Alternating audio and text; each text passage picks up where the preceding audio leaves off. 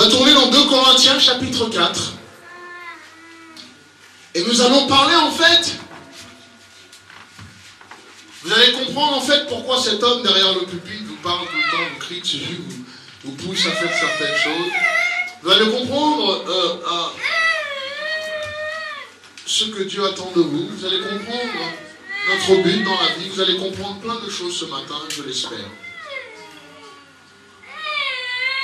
Je suis là pour vous parler du réveil.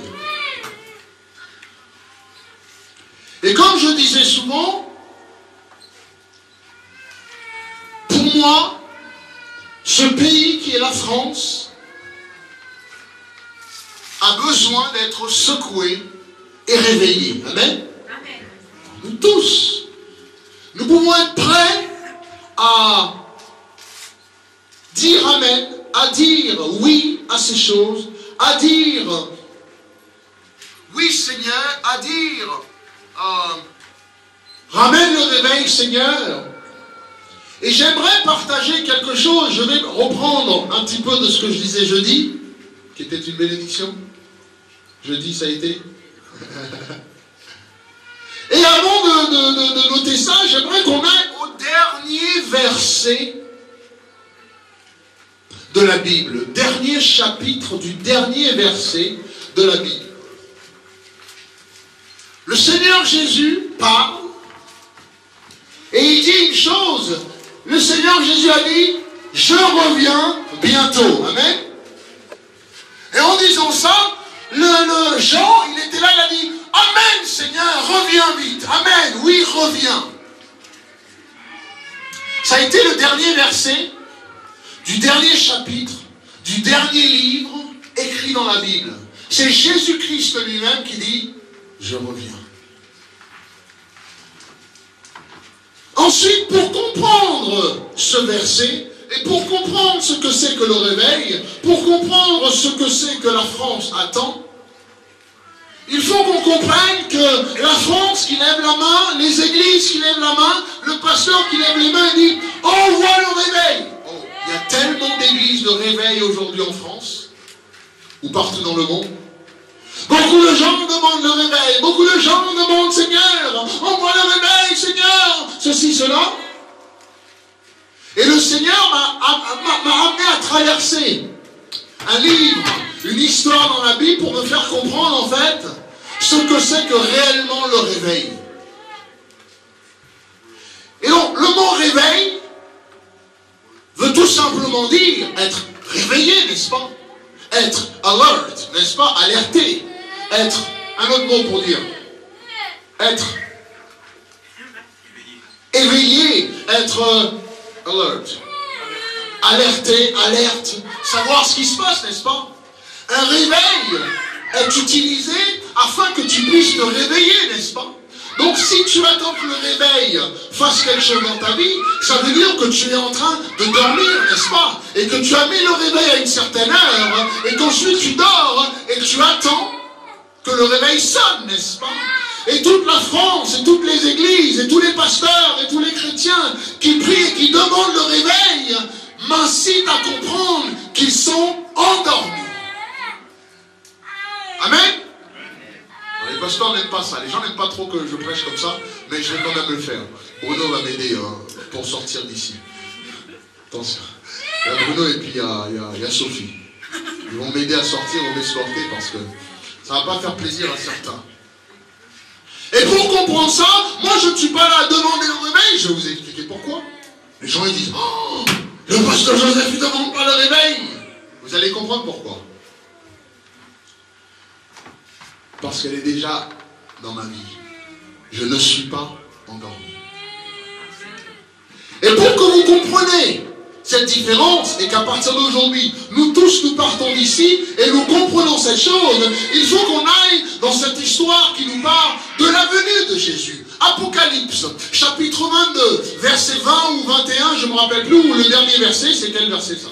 Le 20 ou 21, 21 pour certains, nous a dit, Jésus-Christ a dit, je reviens bientôt. Et le psalmiste a dit, le psalmiste, l'écrivain a dit, Jean a dit, oui, amen, Seigneur, reviens.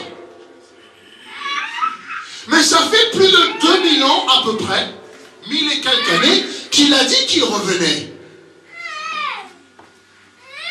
Et jusqu'à aujourd'hui, 2000 ans plus tard, Jésus-Christ n'est toujours pas revenu. Donc l'Église commence à dire, c'est peut-être une histoire. J'ai entendu des églises, de certaines doctrines, de certaines théologies qui parlent que l'Apocalypse ou la venue de Jésus, c'est juste une histoire. Faut pas prendre ça à la lettre. Faut la prendre thématiquement. Faut ceci. Et j'adore m'asseoir avec beaucoup de théologiens parce que j'adore quand ils te parlent, mais non, ça c'est ceci, c'est une forme de ça. Et ils t'expliquent ces choses quand la Bible est claire et nette. Et Jésus-Christ l'a montré. Et pour comprendre le verset d'Apocalypse, il faut qu'on retourne dans un chapitre qui est fabuleux. C'est lorsque les disciples ont dit à Jésus, Jésus, dis-nous quand est-ce que tu reviens. Et le Seigneur a commencé dans le chapitre 24 de Matthieu. Il a dit dans le chapitre 24 de Matthieu, ne t'inquiète pas, quand tu vas voir des guerres et des rumeurs de guerre, le turmoil, des problèmes, des soucis, la famine, des problèmes, sache que le temps n'est pas encore arrivé. Ensuite, tu verras ceci, tu verras cela, tu verras ceci. Il faudrait que vos femmes ne soient pas enceintes. Il ne faut pas que ça se passe en hiver. Ça s'est déjà passé. Ensuite, il a dit, telle chose va se faire, et telle chose, telle chose, telle chose. Et ensuite viendra la fin. Et il commence à dire ces choses. Il a dit, et quand vous voyez ces choses, au même temps de Noé, les hommes vont se marier, les hommes vont marier leurs enfants, ils vont aller au travail, toutes ces choses. Et ensuite, le temps s'approche. N'est-ce pas le temps qu'on vit en ce moment? N'est-ce pas les malheurs, les rumeurs de guerre, l'Iran qui dit qu'il va faire la guerre à un tel, la Corée qui dit qu'il va venir faire la guerre, les problèmes, les soucis, les cela. On est en train de voir tout ça. Mais ça, c'est même pas encore ça qui m'intéresse le plus. Parce que ce qui m'intéresse le plus, c'est Matthieu chapitre 25. Parce que là, Jésus nous a donné une clé, nous a donné, et à travers ce chapitre 25 de Matthieu, Dieu m'explique ce qui se passe en France. Dieu m'explique ce qui se passe dans le monde. Mais Dieu m'explique très clairement, noir sur blanc, ce qui se passe en France. Et dans Matthieu chapitre 25, Jésus-Christ nous enseigne ce que c'est que le royaume des cieux. Alors, le royaume des cieux est semblable à 10 vierges qui, ayant pris leur lampe, allèrent à la rencontre de l'époux. Et je m'arrête là pour vous expliquer que ces vierges représentent l'Église, n'est-ce pas? Préparée pour son épouse, l'Église est prête, l'Église a été sanctifiée, l'Église est bénie, et l'Église s'apprête à rencontrer Jésus-Christ, amen. Si on dit Jésus-Christ revient, l'Église dit amen, nous sommes prêts à rencontrer Jésus-Christ. Le pasteur doit sanctifier le membre. Le pasteur doit être là pour préparer, pour le pousser, pour l'enseigner à la rencontre de son Seigneur. Donc normalement jusqu'à là, ces 10 vierges n'ont rien fait de mal, et aujourd'hui, l'Église en France n'a rien fait de mal. Jusqu'à présent. Maintenant, le Seigneur nous dit quelque chose, il dit 5 d'entre elles étaient folles, et 5 d'entre elles étaient sages. Amen.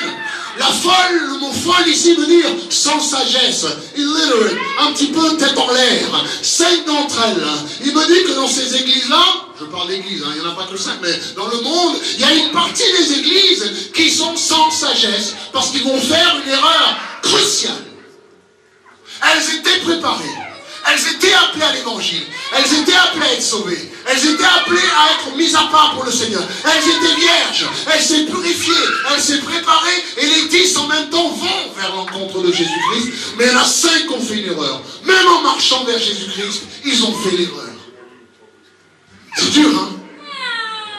Même en marchant, 10 églises, tu peux aller dans n'importe quelle rue et voir 10 églises. Ça ne veut pas dire que toutes sont droites devant le Seigneur. Ça ne veut pas dire que toutes sont comme ça devant Dieu. J'en ai rien à faire. S'il y a 5 000, 10 000, 15 000, 75 000 et qui prêchent à la télé tous les dimanches, ça m'est égal. Ce qui m'intéresse, c'est qu'est-ce qu'il donne au peuple de Dieu. Parce que je vais te dire une chose. Jésus-Christ, quand il mourait, il allait mourir, il a dit, Pierre, quoi? Paix, mon troupeau. Occupe-toi de mon troupeau, n'est-ce pas? Nourris mon troupeau. J'en ai rien à faire de tout le reste. Nourris mon troupeau. Vous allez comprendre le travail d'un pasteur. Et aujourd'hui, dans les églises, Et j'ai dit, vous savez, j'ai fait un pacte avec, j'ai dit quelque chose à Dieu. J'ai dit, Seigneur, après aujourd'hui, ce dimanche, après cette prédication, j'arrête de m'occuper de tout ce qu'ils font, et moi je vais faire ce que toi tu dis de faire. Parce qu'aujourd'hui, j'ai reçu un courrier samedi, je reçois un courrier jour. Oui, voilà, pasteur Joseph, on a un terrain au Burkina Faso, envoie l'argent, donnez-moi. J'ouvre un autre courrier, oui, on a besoin de celui, donnez. Et tous les courriers des pasteurs que je reçois, tous les courriers des missionnaires, ne demandent que l'argent. Derrière le pupitre maintenant, on utilise ça comme un guichet. Et le pasteur se met et tire, mais la carte, il tire et dit tirette. Et donnez l'argent, donnez. Et le pasteur enseigne le peuple de Dieu à être des mendiants. Quand le Seigneur nous appelle à avoir une vie victorieuse en Jésus-Christ. Et donc le peuple de Dieu, notre travail à nous, pasteurs, c'est d'enseigner le peuple comment être et faire partie des 5 vierges sages. Donc aujourd'hui, nous allons apprendre ensemble ce que c'est que cette sagesse. Amen. Oui. Noël regarde, elle fait waouh. Elle est décoiffée là, waouh.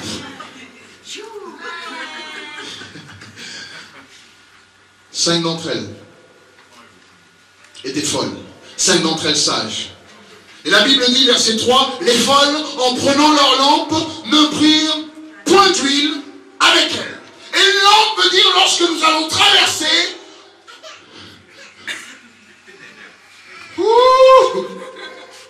la France est en train de traverser un moment ténébreux, n'est-ce pas? Et prendre une lampe veut dire que nous ne pouvons plus travailler à la lumière du jour. Prendre une lampe veut dire que le soleil s'est couché et que pour pouvoir voir et continuer à avancer, pour voir le Seigneur, il nous faut cette lampe. Et cette lampe est tellement signifiante. Cette lampe, mon Dieu, cette lampe est tellement importante. Car dans le tabernacle, lorsque tu rentres dans le lieu, dans la cour, et quand tu es dans la cour, il y a énormément de chrétiens qui se retrouvent dans la cour du tabernacle.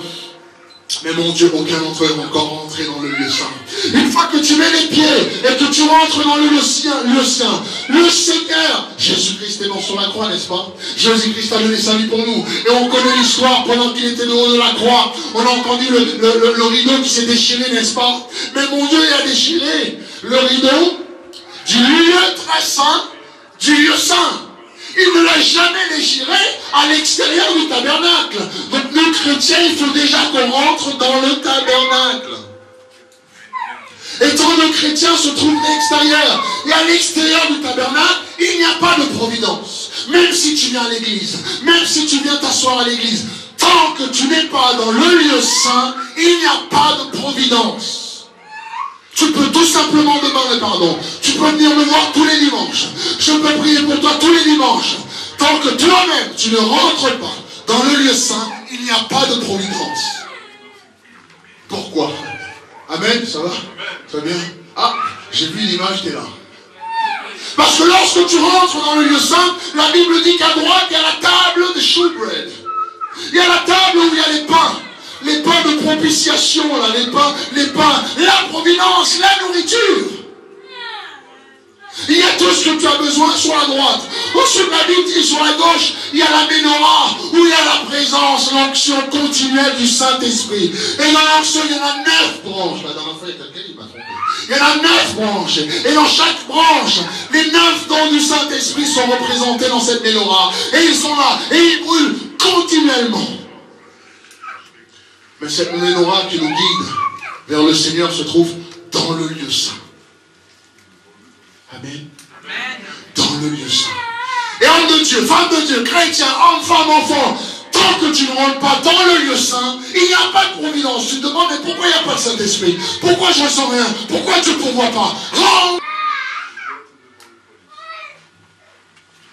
À droite, tout le pain que les hommes de Dieu avaient besoin. Et si Dieu me l'a montré, c'est la vérité. Jamais je dirais que Dieu ne pourra pas pourvoir. Il y en avait un pour chaque tribu. 12, un petit pain, qui signifie que même à travers un pain, le Seigneur nourrira toute la tribu entière. Voilà ma vérité. Voilà ma responsabilité, c'est de vous enseigner ça. Tant que vous êtes dans le lieu saint, Dieu pourvoira pour vous. tant que vous restez en dehors, et vous venez le dimanche, vous apportez votre offrande, les séminaires, les hommes de Dieu viennent, j'en ai rien à faire leur titre, prophète, pasteur, évangile, d'autres, j'en ai rien, strictement rien à faire. Parce qu'ils viennent dans les églises. La seule chose qu'ils prêchent, c'est donnez l'argent. Vous voulez être béni, donnez l'argent. Vous voulez être béni, donnez l'argent. Et moi, tu sais ce que ça me prouve? C'est qu'il y a le tabernacle, il y a la cour, et le prêtre se met devant et dit si vous voulez être pardonné, donnez. Mais Jésus-Christ a déjà remis ça. C'est fini. Nous avons un accès direct devant le trône de Dieu, n'est-ce pas? Pourquoi nous, chrétiens, rester en dehors du temple et amener notre offrande au pasteur, amener notre offrande à Dieu, amener nos affaires au Seigneur comme si on ramenait un taureau, comme si on ramenait un mouton, comme si on ramenait pour dire Seigneur pardonne-moi, voilà le pasteur il a prêché, le pasteur il a prié pour moi, c'est bon. Parce qu'on veut habiter en dehors du tabernacle. La providence n'est pas en dehors du tabernacle, mais à l'intérieur. Et la bénédiction ne commence que dans le lieu saint. Il faut déjà qu'on soit dans le lieu. Sans qu'on est dans le lieu saint, on ne peut même pas accéder au lieu très saint, mon Dieu. Le lieu très saint qui me permet de rentrer, de m'asseoir sur les genoux de papa et dire ah bah Père, oh Seigneur, je t'aime. Parce que je vais te dire une chose, quand tu es dans le lieu saint, jamais tu t'asseoiras sur le genou de Dieu et mendier. Tant que tu mendis devant Dieu, c'est parce que tu n'as jamais été dans le lieu saint. Parce que tout est déjà là. Quand tu t'assois devant le Père, tu n'as jamais plus rien à demander. Car il a dit, je sais déjà ce dont vous avez besoin. Pourquoi chaque fois qu'on s'assoit sur les genoux de Dieu, devant le trône de Dieu, et qu'on est là à demander, c'est bien ça, non. Rentre dans le lieu saint et laisse le Seigneur le pourvoir quand même. Pasteur Joseph, il est en colère ce matin. Non. Ah non. Je paie le troupeau du Seigneur. Je suis un petit peu en colère contre ce que je vois dehors. J'étais invité à un séminaire. Donnez. Je suis pas parti. Les séminaires maintenant, c'est quoi? Quand je rentre dans ces églises là-bas, je t'assure, s'ils me donnent à donner un témoignage, je prendrai le micro, je vais.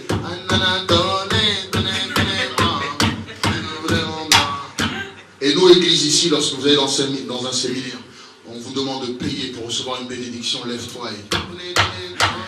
Amen.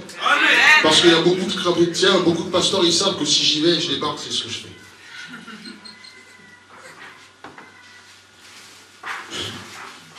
Matthieu 25 m'a révélé ce qui se passe en France. Regardez. Les folles, en prenant leur lampe, verset 3, ne prirent point d'huile avec eux. Mais les sages prirent avec leur lampe de l'huile dans des vases.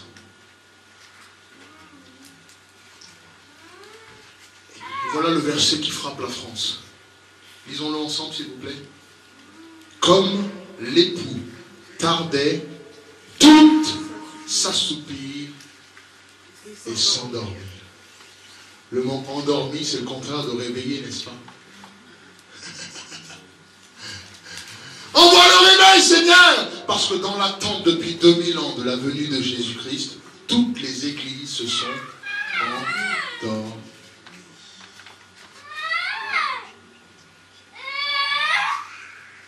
Dans l'attente de la venue de Jésus-Christ, toutes les églises se sont endormies. Vous voyez ce que je dis? Aujourd'hui, nous pouvons être là, dans les églises, à prêcher l'argent, à prêcher ceci, à prêcher cela. Tant que l'église est endormie, je comprends pourquoi le peuple de Dieu souffre autant aujourd'hui. Car quand on est endormi, l'ennemi peut rentrer faire ce qu'il veut. La médiocrité rentre dans les églises aujourd'hui. L'adultère rentre dans les églises aujourd'hui. L'alcoolisme rentre dans les églises aujourd'hui. Les péchés du monde. Il y a un confrère, il finit dimanche matin, là, il va bientôt finir. Là. Il prêche, quand il a fini, il allume sa cigarette, son cigarette, il fume devant tout le monde.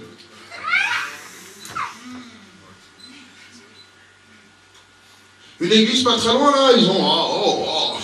l'église l'église a reçu Bénin, l'église a reçu plein de grands hommes de Dieu, ils sont énormes. Ça fait 4 fois qu'ils divorcent, 4 fois qu'ils se marient avec une autre femme dans l'église. Donc je n'ai plus à me demander, Seigneur, qu'est-ce qu'on fait de mal, nous?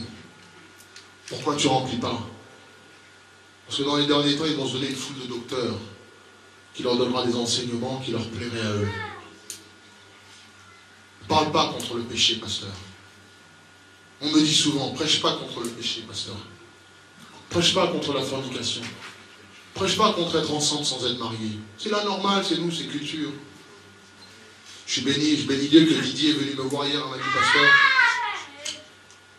c'est le mois d'août, je crois, je me rappelle plus, juin ou août, qui vont se marier, finalement. Amen. Ensuite, il y en a d'autres qui sont dans la route.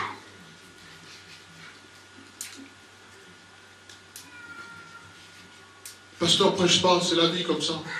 Non, c'est pas la vie comme ça. Si Dieu t'appelle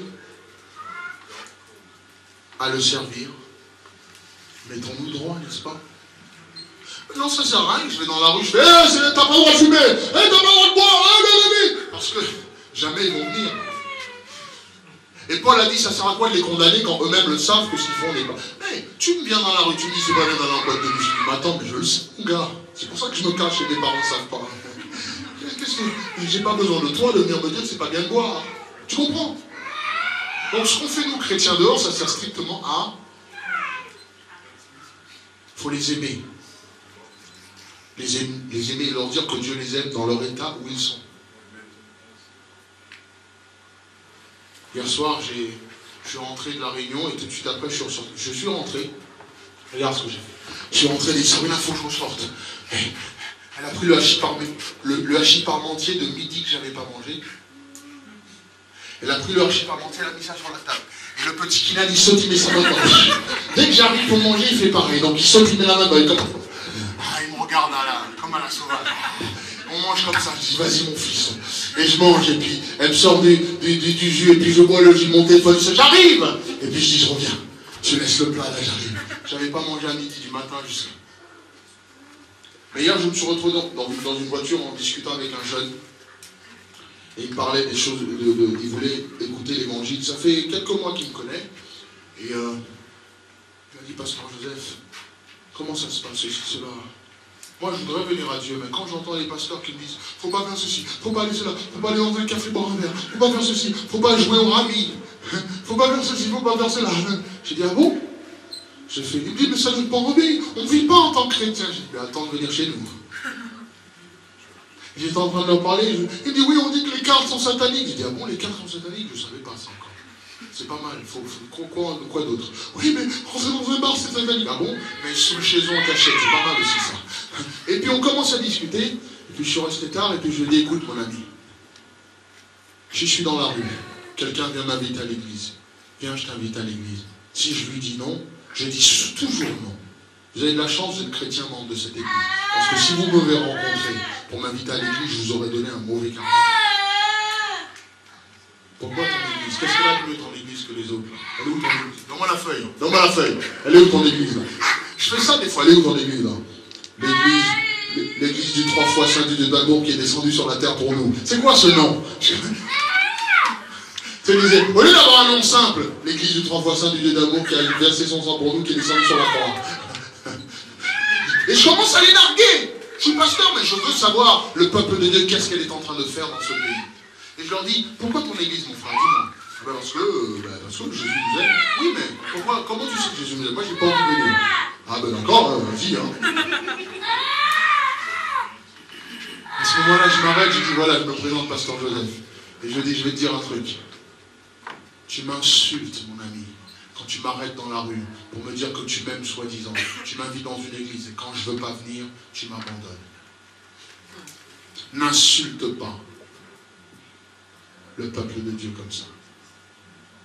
Ah mais ils sont pas encore chrétiens, c'est quand même le peuple. Je vais te dire une chose.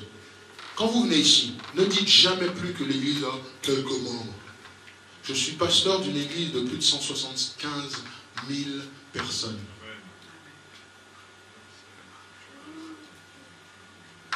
Et en France, dans ce quartier de Saint-Ouen, il y a 175 000 personnes. Je suis leur pasteur. Ils ne sont juste pas encore rentrés dans la bergerie. Mais si vous m'aidez, on va les ramener. Amen. Donnez-moi juste un coup de main. Ces brebis sont dehors. Dieu m'a placé dans cette ville. Béni soit le Seigneur. Bruno et Tania, qui habitaient dans ce quartier, sont là ce soir. C'était le peuple de Dieu. Ben Dieu les a ramenés aussi dans cette bergerie. Je suis pasteur de 175 000. Alors viens pas m'insulter en disant l'église elle est petite. Amen. Amen. Et n'insulte pas ton frère. Parce que quand je vais acheter mon pain dans le quartier, bonjour pasteur Joseph. Je suis leur pasteur. C'est juste qu'ils ne sont pas encore rentrés dans cette bergerie.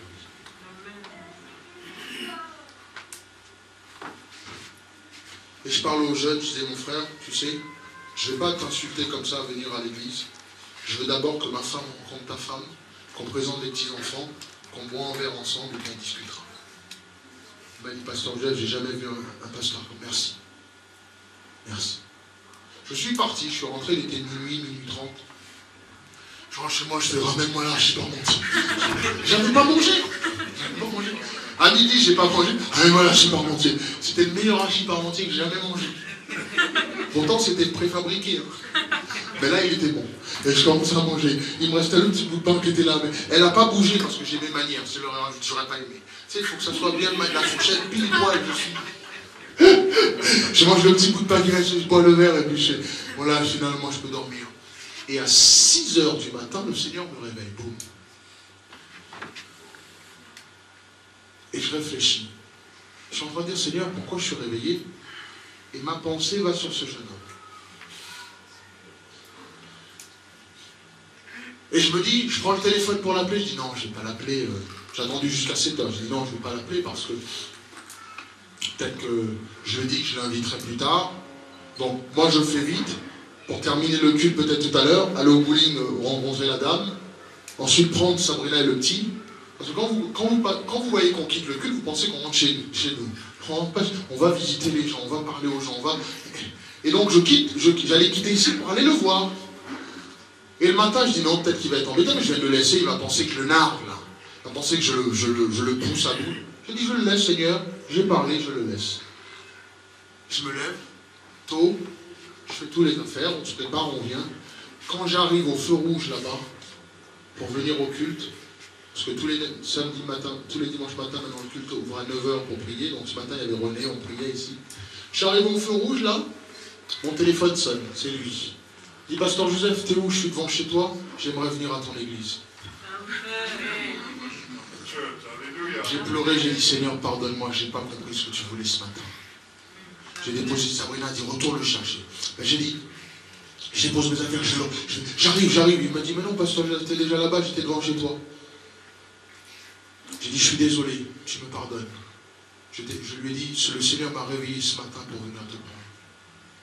Il m'a dit, il fallait me dire, je serais venu avec ma femme. Mais il n'y a pas de problème, t'es déjà parti. Je lui ai dit, écoute, tout à l'heure, je fais vite, et je viens boire un café avec toi. Alors, ne l'embêtez pas, mais c'est Nanu.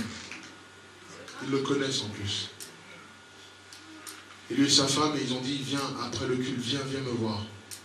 Il a dit, vous savez, j'avais fait 5 ans auparavant quand j'étais enfant dans l'église. Mais ce que j'ai vu dans mon église, ça m'a refroidi. Mais j'aimerais venir à ton église. Il a fait demi-tour de devant chez moi. Et là, depuis ce matin, j'étais en train de dire, c'est pas possible, Seigneur, pardonne-moi, j'aurais dû. Voilà, nous, notre vie à nous, pasteurs, ce que c'est. C'est de paître le troupeau de Dieu. Vous n'êtes pas ma propriété. Je n'ai pas à vous crier dessus. Je n'ai pas à vous pousser à faire quoi que ce soit. Je n'ai pas à vous dire de faire quoi que ce soit. Vous êtes la propriété du Seigneur. Et je suis là pour vous nourrir, vous paître. Le patron, c'est Dieu. Si j'ai à me plaindre, c'est devant Dieu. Je vous paie. Je vous nourris. Voilà notre travail. Il faut que je rentre dans la prédication du berger. Je n'ai même pas encore commencé. Il fallait que je donne d'abord ça. Il est pratiquement midi. On va prendre un petit peu le temps. Il faut que je le donne. Comme l'époux tardait. Il n'était pas en retard, mais il tardait. Toutes les vierges s'assoupirent. Toutes s'assoupirent. l'Église de France est endormie. Maintenant, pour savoir ce que c'est que le réveil, pour demander le réveil, les frères et sœurs, il faut savoir réellement ce que c'est qu'un réveil. Et qui dit réveil dit tu es dans un état de sommeil. Aujourd'hui, on est là, réveille-nous Seigneur, réveille-nous, réveille-nous, réveille-nous, on voit le réveil. Je vais te montrer l'erreur de la France et ce qu'elle est en train de faire. Vous êtes prêts? Qui est prêt? Faites voir les mains. Amen. Au milieu de la nuit, en plein milieu de la nuit, on cria, voici l'époux, allez à sa rencontre. S'ils doivent aller à sa rencontre, c'est lorsqu'ils ont pris un état de sommeil, ils avaient arrêté leur parcours. On est d'accord? Continue. Allez à sa rencontre. Alors, toutes les vierges, toutes les églises se levèrent, se réveillèrent. Est-ce que tu peux souligner réveiller? Se réveillèrent. Voilà le mot réveil. D'une façon ou d'une autre, le réveil va arriver dans ce monde. Le réveil va arriver en France lorsque Jésus-Christ reviendra. Mais si c'est ce réveil-là que vous attendez, pour certains, il sera déjà trop tard. On regarde les choses. Alors toutes ces vierges se réveillèrent et préparèrent leurs lampes. Mais les folles dirent aux sages, donnez-nous de votre huile, car nos lampes s'éteignent. Alors là, les sages répondirent, non. Il n'y en aura pas assez pour nous et pour vous. Allez plutôt chez ceux qui en vendent et achetez-vous-en vous-même.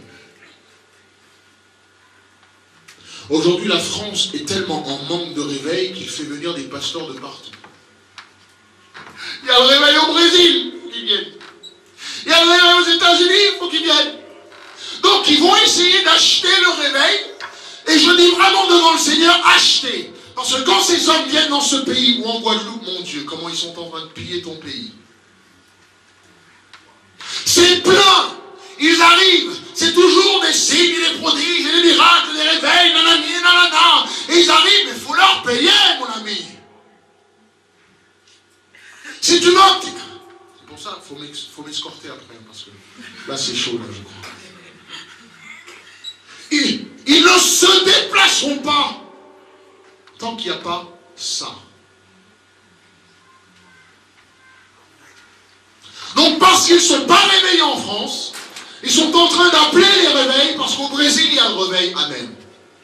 Aux États-Unis il y a le réveil à cause du 11 septembre, amen. En Bolivie, au Mexique, en Chine, mon Dieu, quel réveil qu'il y a en Chine. Au Maroc, en Algérie, mon Dieu, en Égypte, quel réveil en Irak même. Donc ils font venir ces hommes. Merci, parce que pour ceux qui vont écouter cette prédication, après ils vont comprendre de quel bois le Seigneur se chauffe. J'en ai assez. La France a toutes les ressources. Mais en perdant votre temps, en faisant venir le réveil d'ailleurs, vous risquez de rater Jésus-Christ. Vous savez pourquoi? Parce que l'énergie, les finances et le temps que tu passes à faire... Je connais des hommes de Dieu, tous les 3 mois ils sont ici en France. Oh, voilà le prophète tel est en France. Pasteur tel est en Guadeloupe. Apôtre tel, évangéliste. Et ils prennent leur temps. Tu sais c'est quoi leur travail? Ils ne vivent que de leur tournée.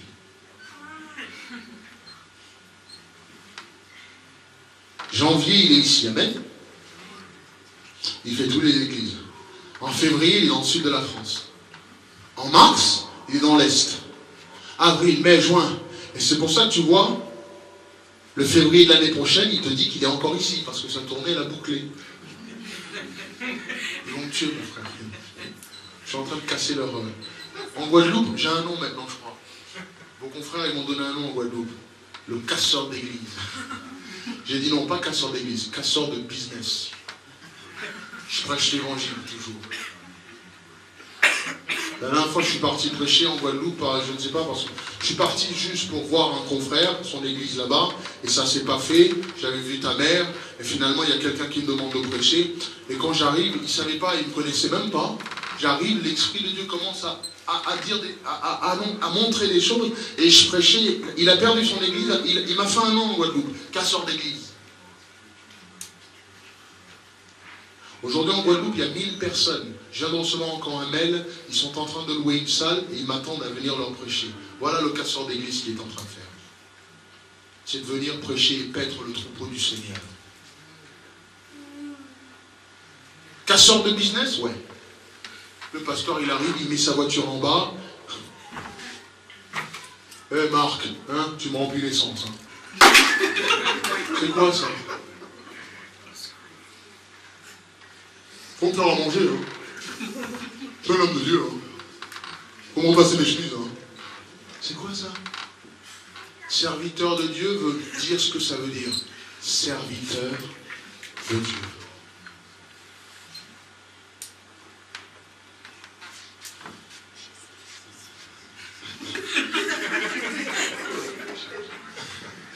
Je vais arrêter là. Je continue la prédication parce que si je démarre, c'est chaud. Là, faut que je porte un... Hey, je vais m'acheter un gilet pare-balles. La dernière fois que j'ai prêché comme ça, ils m'ont empoisonné en Inde. Hein. Je suis venu, mon pantalon il tombait là. Je suis revenu, j'ai prêché en Inde. Le pasteur qui faisait les tournées, il m'a mis un petit produit. Mais parce que Dieu m'a tenu debout. J'ai baptisé celui qui m'a mis le produit dedans. J'ai béni sa famille, je les ai tous amenés au Seigneur. Et là, il m'appelle tout le temps. Donc, je viens de recevoir un message hier. Pasteur Joseph, tu viens prêcher l'évangile. On t'attend. L'Inde a besoin de toi. Je prêchais l'évangile, je baptisais. J'avais la fièvre, je tombais. J'ai maigri à vue d'œil. Vous vous rappelez comment? Je suis venu, j'étais comme ça. Salut Laurence. Salut Laurence. J'étais pas frais, non. On parlait de ça hier, j'étais pas vraiment frais. Comme une pizza qui est en fin de journée, quoi. Qui est déjà parti à une boulangerie pour acheter une pizza et puis c'est en fin de journée? Mon Dieu. Tu regardes les anchois, ils sont comme ça. Tu dis, bon, c'est pas la peine. C'est en fin de journée. La pâte, elle est jaune. C'est Eric, ça. La pâte, elle était jaune. On s'est dit, bon, la pizza, elle est fatiguée. Je suis venu, j'ai maigri, mon pantalon il tombait en urgence à l'hôpital d'Argenteuil pour qu'ils me font un lavement. Le médecin m'a dit, c'est étonnant, hein, c'est bizarre. Heureusement que vous êtes pasteur parce que ce produit doit rentrer dans votre sang. J'ai pris un lavement, j'ai pas déposé de plainte, j'ai pas fait quoi que ce soit. Je suis rentré chez moi. Non, ça c'est l'oreille basse. Vous savez pourquoi? Parce que Dieu est grand. Amen. Et je vais te dire une chose, je peux descendre ici, me tomber, me casser le cou et mourir quand le Seigneur le permet. Mais tant que le Seigneur ne le permet pas, je continuerai à prêcher. Amen. Ça va comme ça? Donc casseur d'église, j'irai quand même là-bas. Les folles dirent aux chasses, donne-nous de l'huile, car nous on n'en a plus. Donne-nous-en. Mais le temps, l'énergie que vous perdez à inviter des gens, vous savez ces gens-là qui viennent, qui circulent, demandez-leur quelle œuvre ils font dans leur pays. Parce que ceux qui sont impliqués dans leur pays à faire une œuvre n'ont pas eu le temps de venir. Amen. N'ont pas eu le temps, tous les 3-4 mois, de venir. Parce qu'ils doivent travailler.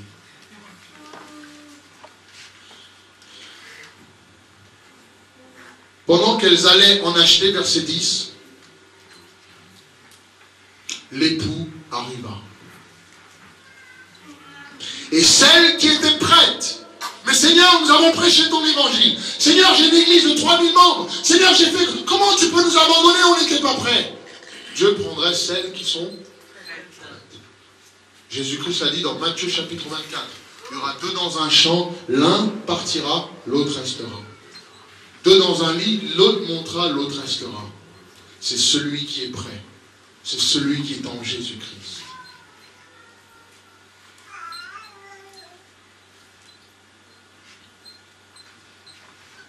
Pendant qu'elles allaient en acheter, l'époux arriva, et celles qui étaient prêtes entrèrent avec lui dans la salle des noces, et la porte fut trop tard.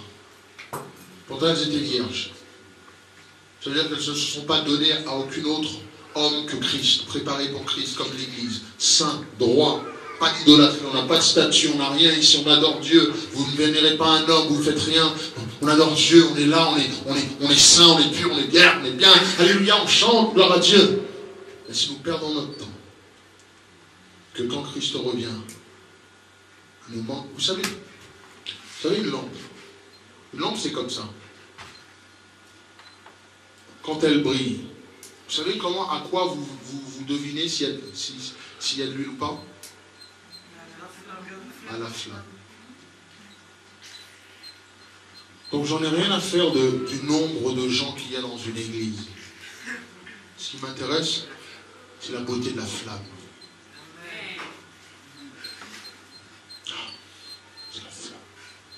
J'ai fait venir un homme pour régler mon brûleur. C'est le brûleur de chaudière. Et il peut te parler d'une flamme comme si c'était... Ah, la flamme, elle est belle, regarde. Tu sais, le gars, je le regarde, d'accord. Il dit, non, on n'est pas encore prête là. J'ai dit, mais ça brûle. Non, attends. Regarde, pasteur, regarde. Waouh. Parce que sa vie, c'est la flamme. C'est la puissance de la flamme. C'est pas la grandeur, c'est la bleuté de la flamme qui fait la chaleur. Quand j'en ai strictement rien à faire du nombre, de la grandeur, de quoi que ce soit, ce qui m'intéresse, c'est l'impact qu'elle a. Amen. Dans une voiture, tu mets le débit, un mécano, c'est au niveau du réglage, c'est l'essence, quand il règle un truc, tu dis, mais ça tourne là. Non, pas. Il fignole, et quand c'est pile, il dit, ah. Et toi qui ne savais pas, tu dis, c'est vrai, tourne bien. Parce que c'est pas autant d'essence, c'est le débit qui est intéressant. Tu sais, vos jeans que vous portez là, c'est coupé au laser, mais avec de l'eau. C'est de l'eau, la puissance de l'eau qui découpe les jeans. C'est la puissance et le débit. Donc, petit comme vous êtes là, vous pouvez faire énormément de choses pour le Seigneur. C'est la qualité de votre vie pour Dieu. Mais dans toute cette histoire, depuis que je suis venu en France, depuis que Dieu m'a sauvé, je ne m'enorgueille pas dans ça, non, c'est pas ça. Je dis Seigneur, merci car il m'a préservé. Parce que dans cette histoire, il y a plusieurs personnes. Il y a celui qui raconte l'histoire, c'est qui? Non? Ah, non?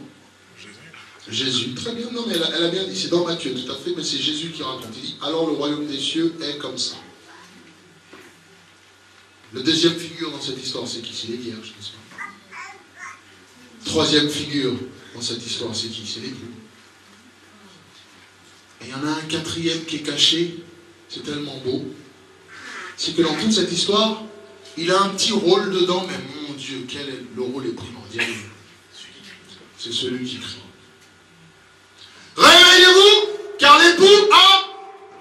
Si lui est endormi, tous seront endormis. Donc j'aimerais être, et merci Seigneur, car il m'a vraiment certifié, je suis celui qui crie. Donc, les gens disent que je crie trop. En Guadeloupe, je crie. En Inde, je crie. Aux États-Unis, je crie.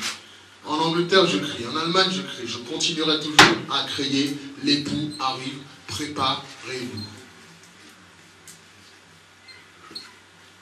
Si celui-là dormi, si celui-là dormait, c'était fini. Donc je n'ai pas le droit d'être endormi. Et malheureusement pour vous, l'Église des Nations n'a pas le droit d'être endormi. Donc je vous garderai éveillé. Et le terme éveillé, réveillé, je vais parler du berger, mais le terme réveillé veut tout simplement dire, lorsque le réveil sonne, tu te lèves, et si tu ne rentres pas en action et tu restes assis sur le lit, tu t'endors. C'est pas le seul but, de venir à Dieu de prendre son baptême. Le réveil a sonné, il faut que je donne ma vie au Seigneur. Et le réveil a sonné, donc tu t'assois sur le lit, et puis si tu n'es pas en action, il faut que vous rentrez tout de suite en action pour le Seigneur, les frères. Le samedi, le dimanche. Faites travailler le lundi au vendredi, mais le samedi, faites quelque chose pour Dieu. Le dimanche, même si ce n'est que venir pendant simplement 10 minutes. Chanter, louer Dieu, lever ta main, prier, ensuite repartir chez toi. Même si tu as 15 minutes à donner. Ou le dimanche. Tu as besoin d'être en mouvement, parce que lorsque le réveil sonne, on se réveille. Et le mot réveiller veut dire on sait ce qui se passe. Il faut qu'on se prépare, il y a le travail. Le patron il ne va pas attendre. Il faut prendre le transport, il faut que je parte tout de suite, sinon j'ai embouteillage, encombrement. On sait ce qui arrive, on sait le pour, le comment, le pourquoi du comment, n'est-ce pas? Voilà, si nous étions réveillés en Christ, nous verrons que l'islam est en train de prendre le pays qui est la France. Que les jeunes sont perdus. Encore une fois, j'aimerais bien parler à Sarkozy, parce que, monsieur Sarkozy, excusez-moi, parce qu'il a traité les blacks et les beurs qu'il allait les laver au Karcher, des racailles, des voyous pour brûler les voitures, et là c'est les bons jeunes de la Sorbonne qui font la même chose. Aïe aïe aïe aïe aïe. Donc on ne le voit pas trop. Il faudrait qu'il vienne parler un petit peu. Mais là, je crois qu'il en prend un coup parce que c'est les bons fleurons, les futurs dirigeants de ce pays qui sont en train de brûler, casser. Mon Dieu, j'ai vu, ils ont cassé des vitrines pour prendre des chaises pour casser les policiers. Ils sont encore pires que les jeunes des banlieues. Ils viennent avec des marteaux et des burins et ils enlèvent les pavés dans les rues. Attends, tu vas voir, toi.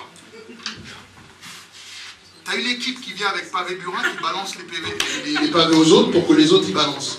Non mais, ils sont malades. Ils vont à l'école, ils sont à la fac, c'est bien pour apprendre comment utiliser un burin. Parce que les autres ils ne savaient pas. Il y a beaucoup de casseurs aussi.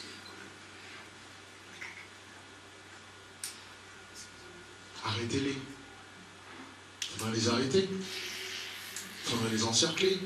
Parce qu'à chaque fois qu'on nous montre des émissions à la GIGN, ils nous montrent bien, il faudrait bien les bloquer maintenant.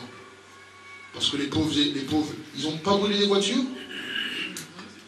Les pauvres commerçants, leurs vitrines, leurs magasins.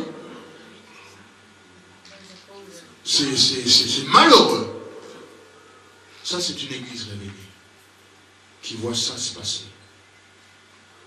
Qui voit que la France a le taux de sida le plus élevé. Paris est la capitale du sida.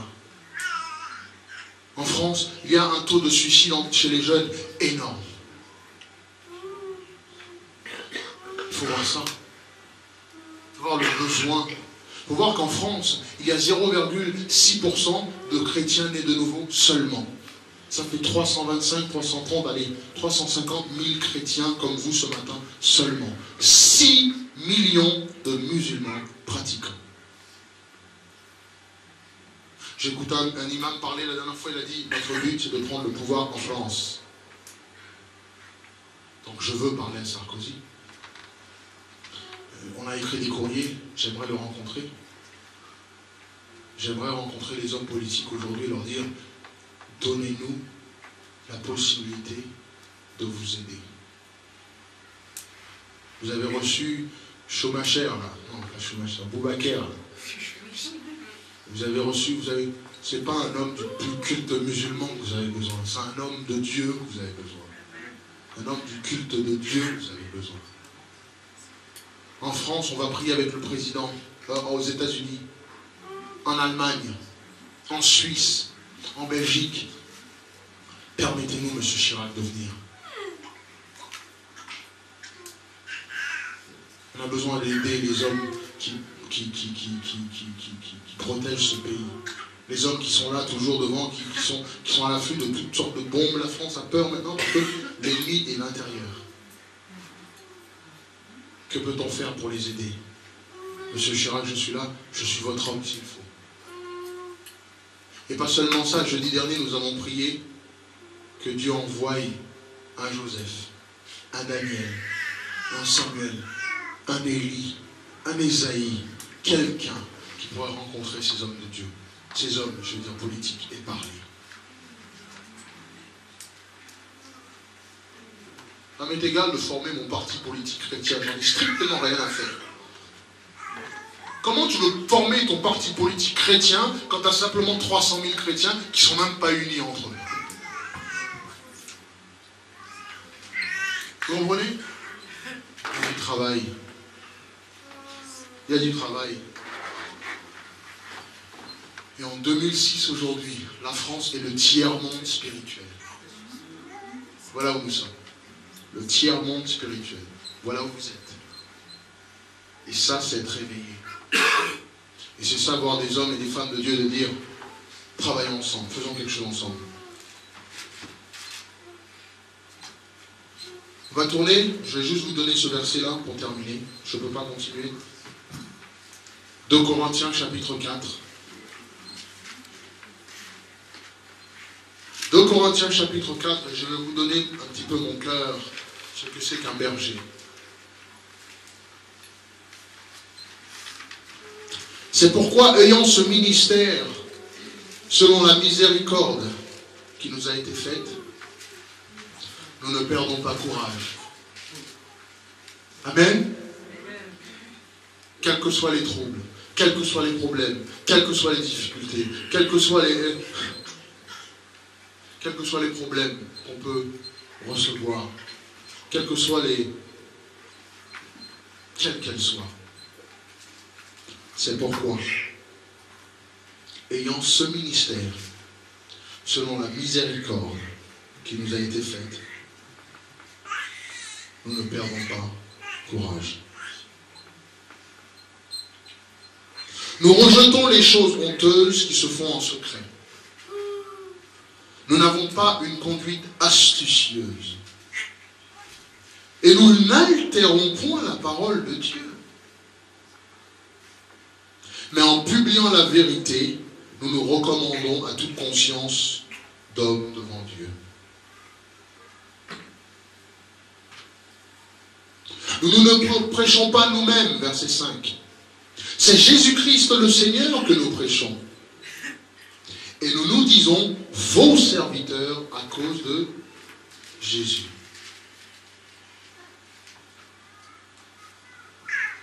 Nous portons verset 7, nous portons ce trésor dans des vases de terre, afin que cette grande puissance soit attribuée à Dieu et non pas à nous. Voilà la place d'un homme de Dieu. Au lieu qu'ils viennent et qu'ils se prennent pour je ne sais pas qui, se mettre derrière un pupitre, se dire je suis un tel, je suis le pasteur, je suis l'apôtre, je suis le prophète. Nous sommes des vases de terre.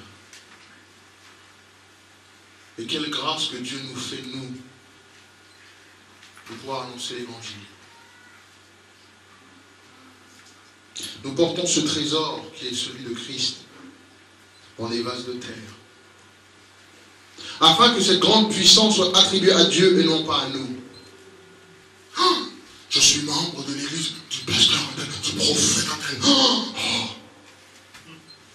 que je ne vous attrape jamais à dire que vous êtes dans l'église du pasteur Joseph. C'est votre église. Elle va devenir énorme. Amen. Amen. Je le prophétise encore. Elle va devenir énorme. Mais que ça reste toujours l'église de Dieu. Le jour où tu verras Leslie Joseph Ministries, Apôtre Joseph Ministries, coupe-moi une oreille. À la Van Gogh, et puis je comprendrai le message. Pardon? C'est enregistré. Ah, c'est enregistré. Vous ne verrez pas Leslie Joseph Ministries. C'est tout ce qu'on entend aujourd'hui maintenant. Hein? Marc Lebel Ministries. Jennifer Ministries. Roger Ministries. 2000 ans de ça, Jésus-Christ a un ministère. Il est mort. Et ça fait 2000 ans dans nos vies qu'il continue son ministère. Amen. Donc je n'ai pas de ministère si ce n'est celui de Jésus-Christ. C'est pour ça que je ne perds pas espoir. Verset 8, je continue, ça va être de la lecture. Ça parle de mon cœur ce matin pour vous. Nous sommes pressés de toute manière, mais non réduits à l'extrémité. Dans la détresse, mais non dans le désespoir. Persécutés, mais non abandonnés. Abattus, mais non perdus. Portant toujours avec nous dans notre corps la mort de Jésus, afin que la vie de Jésus soit aussi manifestée dans notre corps. Car nous, verset 11, qui vivons, nous sommes sans cesse livrés à la mort à cause de Jésus, afin que la vie de Jésus soit aussi manifestée dans notre chair mortelle. Ainsi la mort agit en nous et la vie agit en nous aussi. Ainsi la mort agit en nous et la vie agit en vous. Et comme nous avons le même esprit de foi qui est exprimé dans cette parole de l'Écriture, j'ai cru. Et c'est pourquoi j'ai parlé. Et nous aussi nous croyons, et c'est pour cela que nous parlons. Quelle beauté. Paul a dit, écoutez, si je vous prêche ça, et je vous l'ai toujours dit, vous savez, regardez-moi, donnez-moi votre attention. Vous êtes tous des hommes et des femmes intelligents, n'est-ce pas? Avec des carrières. Vous savez que c'est plus difficile pour moi de rester là, devant toutes ces personnes, ou devant des autres personnes, des milliers dans des autres pays, et de parler d'un Jésus, de vous parler d'un Dieu, que je ne peux pas vous ramener à côté, c'est mon pote. Vous pensez que c'est dur de croire. Mais c'est encore plus fou de le prêcher. Mais si je vous le prêche, c'est parce que je le crois dans mon cœur. Si je suis là devant vous, c'est parce que je le crois. Encore une fois, on m'appelle tout le temps aux États-Unis pour repartir. J'ai des positions, j'ai encore une position ce week-end, je suis en train de parler. Je dis non. On m'appelle là-bas, je ne roulerai pas en voiture, je roulerai en jet. Il y a des chercheurs d'études qui sont en train de m'appeler pour aller prêcher là-bas dans des grandes assemblées. Ils ont besoin d'un homme dynamique. Je préfère rester en France avec vous. Parce que j'ai cru que Dieu voulait démarrer une œuvre ici. J'ai cru. Et tant que je le crois, je continuerai. Jusqu'au dernier. Si tout le monde abandonne Dieu et il ne reste que Christine, je continuerai à prêcher comme si je prêchais à des milliers de personnes. Et j'aurai accompli mon travail.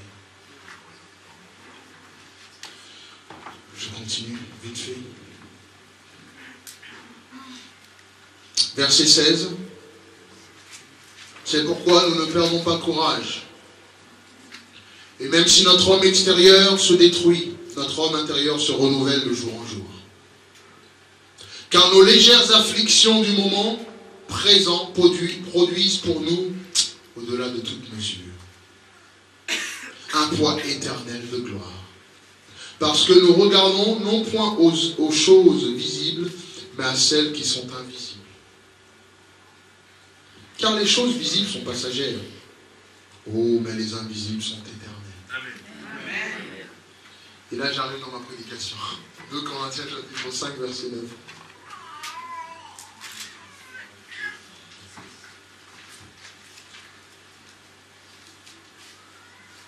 Il continue à parler, il dit,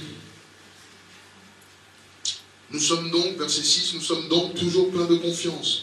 Et nous savons qu'en demeurant dans ce corps, nous demeurons loin du Seigneur. Car nous marchons par la foi et non par la vue. Nous sommes pleins de confiance et nous aimons Dieu quitter ce corps et demeurer auprès du Seigneur. Mais c'est pour cela aussi que nous nous efforçons de lui être agréables. Soit que nous demeurions dans ce corps, ou soit que nous le quittions. Le travail d'un berger, J'ai écrit des petites choses, je vais vous lire tout simplement, et je vais terminer. Vous allez comprendre ce que c'est que le travail d'un pasteur, d'un berger.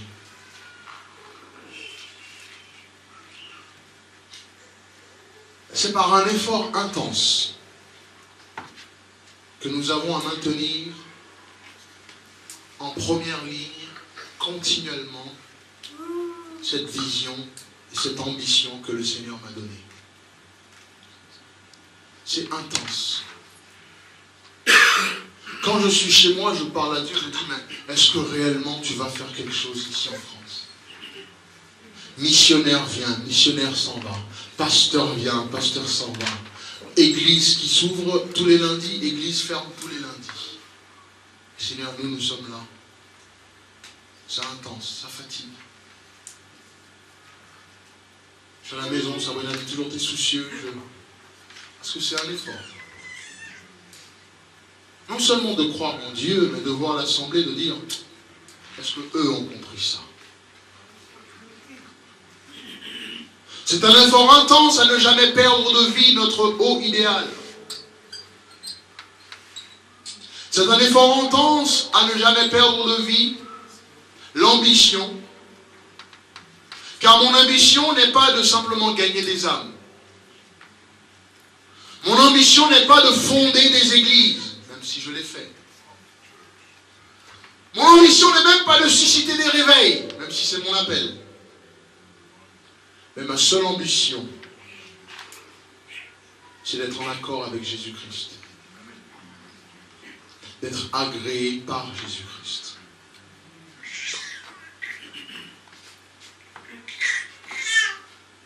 Une fois par semaine, je fais mon inventaire si je suis sur la voie du Seigneur ou pas.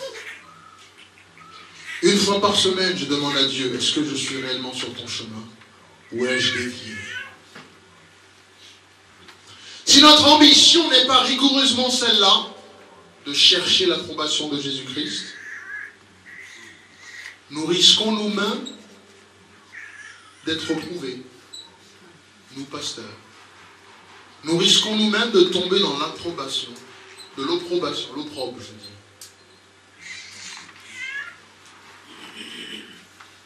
Donc, continuellement, je tiens mon corps assujetti.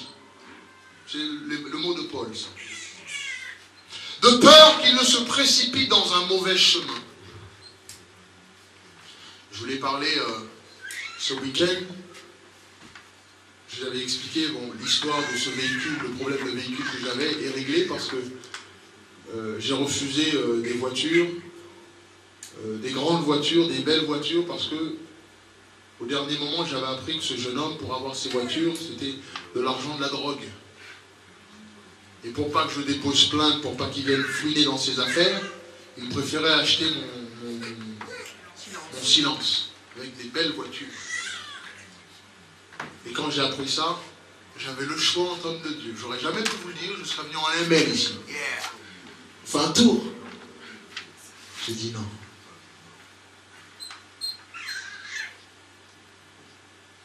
Et je me demande, nous chrétiens, est-ce qu'on est réellement chrétiens parce qu'il n'y a pas d'autres chrétiens autour de nous? Quand personne ne nous voit. Quand personne. Shadrach, Meshach et Abednego avec Daniel, ils étaient tous seuls. Ils ont dit à Daniel, si tu pries encore, on te tue. Il est parti, il a ouvert sa fenêtre. Il voulait que tout le monde sache qu'il priait. Quel homme de Dieu. Il n'avait même pas 18 ans. Et si nous touchons la jeunesse en France, tu vois ce qu'ils sont en train de faire là contre la politique? Ils le feront pour Dieu. Quel bonheur. Ils ne casseront pas, je veux dire. Ils prendront les rues pour proclamer leur foi pour Dieu. La puissance de ce pays a toujours été la jeunesse. Le bâton de vieillesse d'un homme, c'est son fils, n'est-ce pas? Mon Dieu. Focalisons-nous. Là, je quitte la phrase. Là. Je reparlerai de ça une autre fois, mais si nous remettrons ces jeunes dans les voies de Dieu, on peut rediriger ce pays. Bon, c'est ici. Il me faut apprendre à tout subordonner, à tout dominer dans ma vie. Et ce que je peux avoir aux yeux de Dieu, de valeur, dépend de ce que je vaux dans ma vie intérieure devant Dieu. Tout ce que vous voyez dans ma vie, vous dites, ah, il est gentil, quel homme de Dieu, ça n'a aucune valeur plus au-delà de ce que Dieu pense de moi. Amen. Faites attention quand un homme de Dieu vient vous prêcher et qui ne vit pas droit. Adultère, mensonge, argent, fornication, meurtre. J'en ai rien à faire de tout ce qu'il fait. Ça m'est égal les miracles, les signes et les prodiges que je verrai. Ce qui m'intéresse, c'est sa vie intérieure. Aujourd'hui, je peux vous faire des tours de passe-passe comme vous voulez ici. Je peux vous prêcher des messages où vous sortez, votre tête vous fait mal tellement que c'est bon. C'est comme le pain, la manne qui tombe du ciel. Mais si ma vie n'est pas droit, ce que vous pensez de moi, dans l'éternité, n'a strictement aucune valeur. Car c'est ce que Dieu pense de moi qui compte. Donc vous voyez, mon auditoire, c'est vraiment pas vous. Mon seul auditoire reste Dieu. Mon seul maître n'est pas l'argent.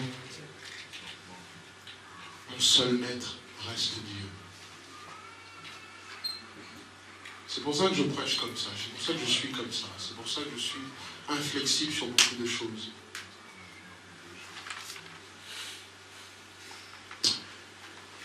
Colossiens 1,24, je vais juste le lire, je vais terminer.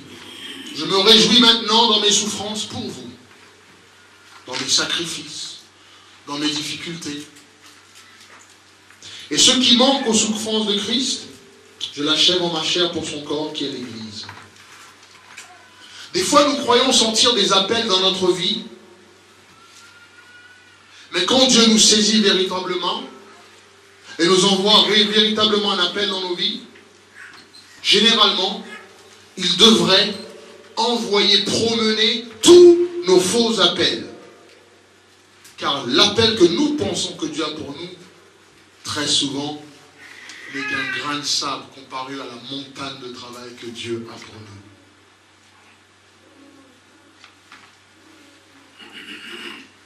L'appel de Dieu nous empoigne et nous met en présence d'une tâche dont nous n'avions aucune idée que nous pourrions faire.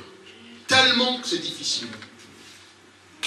Mais dans un éclair éblouissant, nous pouvons voir quand Jésus-Christ, comme Ésaïe a dit, « Seigneur, me voici, envoie-moi ».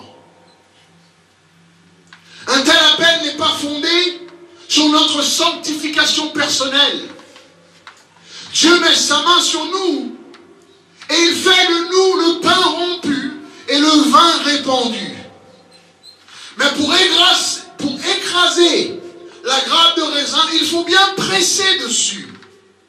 Et nous protestons vivement contre les personnes, les événements que Dieu se charge sur nous de nous écraser. Mais si Dieu voulait seulement nous écraser ou m'écraser lui-même de sa propre main, il pouvait le faire. Donc pour l'appel de Dieu, nous devons accepter ce qu'il veut pour nos vies. Pour avoir une église glorieuse, nous devons accepter la vie qu'il veut pour nous. On ne peut pas avoir le beurre et l'argent du beurre. Amen. Amen. Regardez, si la grappe de raisin n'est pas pressée, elle ne donnera pas de vin. Je termine, je veux que ça à vous lire. J'ai écrit pour vous ce week-end.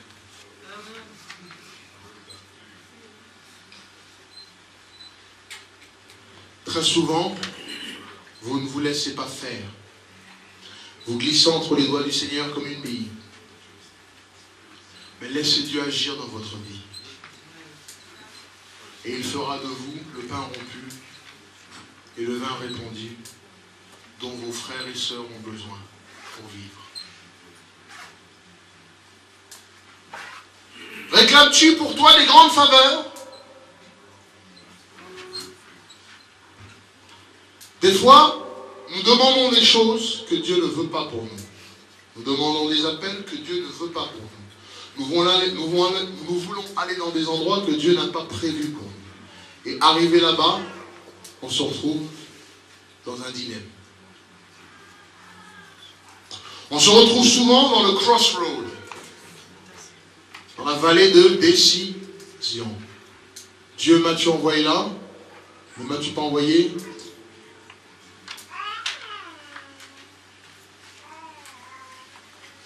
Mais Dieu veut te rapprocher de lui, non pas seulement par les dons que tu reçois de sa main, mais il veut te rapprocher de lui afin que tu puisses le connaître. La plus grande faveur, le plus grand appel est d'être aux côtés de Dieu. Si vous n'en êtes encore qu'à demander à Dieu des bénédictions matérielles, vous n'avez pas encore fait le premier pas vers l'abandon.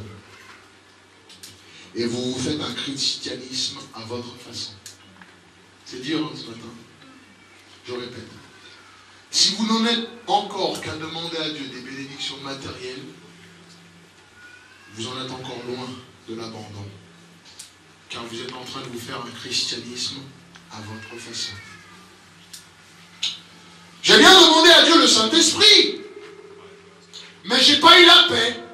Je n'ai pas eu le repos que je pensais. Mais Dieu voit bien pourquoi. Vous vous cherchez vous-même et non pas Dieu. Vous demandez le Saint-Esprit, c'est pour votre paix, votre confort qu'il pourvoit pour vos choses à vous et non pour se rapprocher de lui. Jésus dit bien, demandez, il vous sera donné. Oui, mais savez-vous demander correctement? Une fois en communion avec Dieu, on cesse de lui demander une foule de choses. Car votre Père sait déjà ce dont vous avez besoin. La plus belle chose que vous pouvez faire à Dieu, c'est lorsque vous venez lui prier, honorez-le Seigneur. Glorifiez-le Seigneur. Il voit que tu as une chaussure qui manque, il voit que tu as un trou qui manque au pied. Je suis en train de vraiment traverser un moment en ce moment, je viens d'être père, hein. Vous êtes père, vous êtes mes aînés. Hein. Et je vois comment mon petit, j'ai encore du mal parce que il vient dans la chambre, il vient les mains comme ça, il me prend et pose la tête. J'ai dit, mais qu'est-ce que j'ai fait? Je lui ai rien donné. Je ne lui ai pas donné de bonbons. Je ne lui ai pas donné de voiture. Mais ça, c'est les meilleurs accolades. Parce que quand je lui donne un bonbon, j'ai une raison pourquoi je l'ai eu. Mais quand ta fille, ton fils vient, t'embrasse pour rien, c'est pourquoi ça? Ben pour rien, comme ça.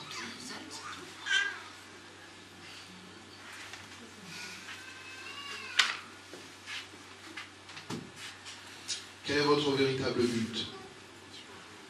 Dieu regarde toujours le futur. Dieu ne se préoccupe jamais de votre bonheur présent. Pourquoi? Parce que tout ce dont tu as besoin est déjà accompli pour le présent. Mais ce qu'il veut, c'est te préparer pour ton futur. Tous les jours.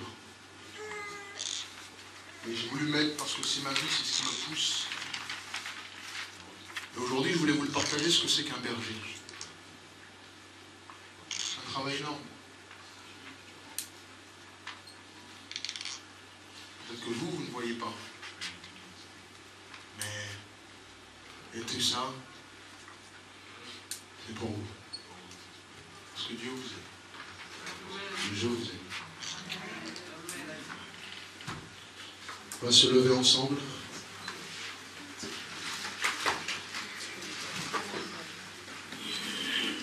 Nous devons être une église réveillée. Et je suis la voix qui crie. Et je refuse de vous laisser endormir. Seigneur, j'ai partagé ces paroles que tu as mises sur mon cœur, ces paroles.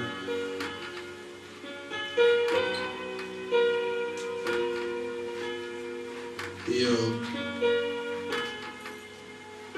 l'Église des Nations, c'est ton Église, Seigneur.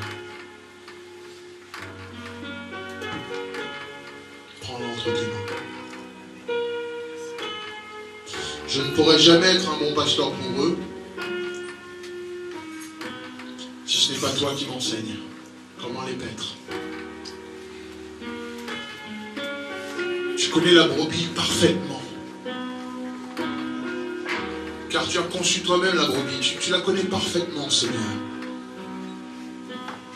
Tu sais exactement ce dont elle a besoin. Tu sais exactement à la perfection, au millimètre près.